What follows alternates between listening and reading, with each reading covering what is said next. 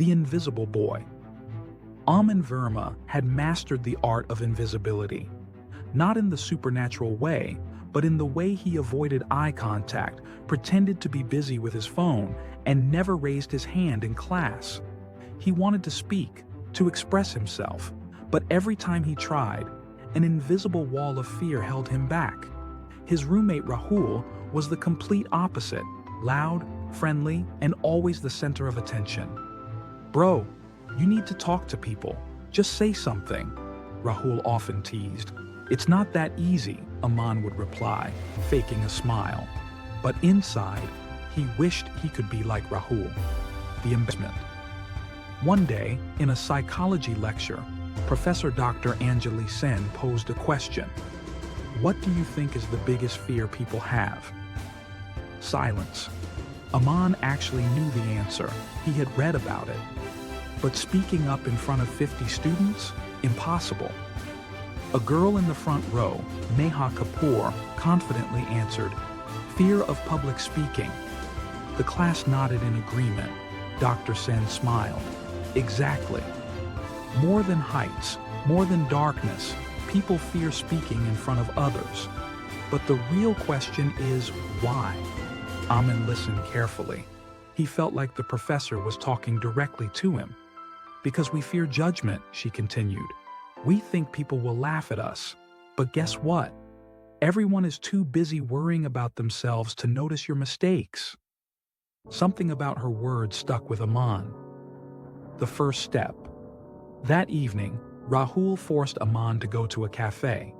It was a simple cafe near their college, run by an old man, Mr. Sharma. The place smelled of coffee and warm pastries. As they sat down, Rahul challenged him. "Order the coffee yourself." Aman's heart raced. The thought of speaking to the waiter made his palms sweat. What if he stuttered? What if he said something weird? But then, he remembered what Dr. Sen said. People are too busy worrying about themselves. He took a deep breath and walked up to the counter. "One cappuccino, please." The waiter nodded. That was it. No judgment, no laughter, just a simple response. Aman felt relieved. Mr. Sharma, the cafe owner, was watching. He smiled. "First time ordering by yourself?" Aman hesitated, then nodded. Mr. Sharma chuckled. "You remind me of myself at your age. I used to be terrified of talking to people. But do you know what changed me?" Aman leaned in, curious. "I realize that every person I fear talking to is just another human with their own worries. We're all imperfect. The moment you stop chasing perfection, you'll find confidence." Aman thought about those words all night. The 7-day challenge inspired, Aman decided to challenge himself. For the next 7 days, he would talk to one new person each day. First day, he greeted the hostel security guard. Second day, he asked a classmate about an assignment. Third day, he complimented someone's notebook cover. Fourth day, he asked for extra sauce at the mess counter. Day 5, he asked a shopkeeper about phone accessories. Day 6, he made small talk with a junior. Day 7, he finally spoke to Neha. "Hey, your answer in class was really good." Neha looked up and smiled. "Oh, thanks. You're Aman, right?" He was shocked. She knew his name?